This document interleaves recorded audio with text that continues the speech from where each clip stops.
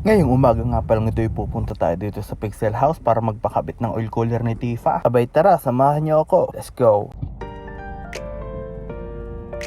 So andito na nga po tayo sa Pixel House. Dito natin ipapakabit ang ating oil cooler. May papakita nga pala akong video sa inyo. Kaya ang kaganapan nung isang gabi, talaga namang pagkakahalimaw ng mga Tamiya na are.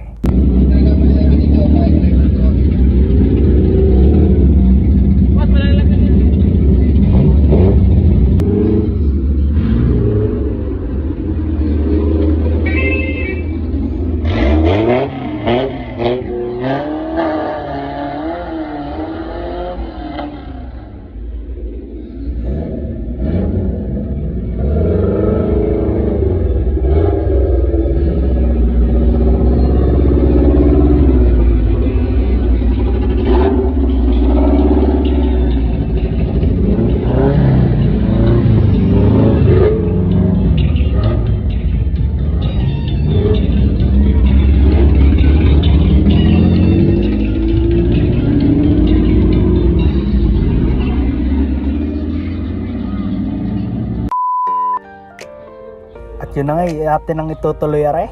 Ating ginagawa din kay Tifa. Are nga pala yung bago nating oil cooler na ikakabit dito kay Tifa.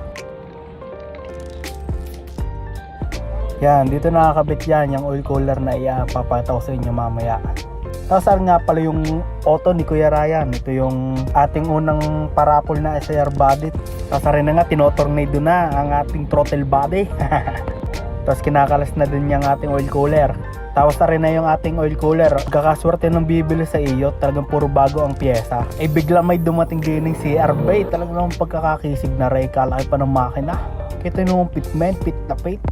Tari na nga, pahirapan na din eh. Talagang naman pagkakasikip. Sikip na sikip. Tapos yan, ayan na, nakakabit na ating bagong oil cooler. Ay Diyos ko, yun na nga sinasabi ko.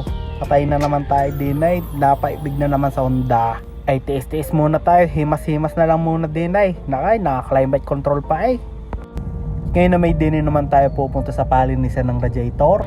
At ating papa-overhaul ang ating radiator din ay. Ay busy-busy ang dalawa, kanya-kanyang tornado. At rin na nga, dumating na, pinakapogi ng Berna. Bay, maraming salamat sa iyo. Lagi kang to the rescue eh. Abay, napakaswerte talaga ng bibili sa iyo, Tifa. Lahat na bago eh ang pyesa. Bay, abangan nyo ulit ang sunod ko na vlog. Alam!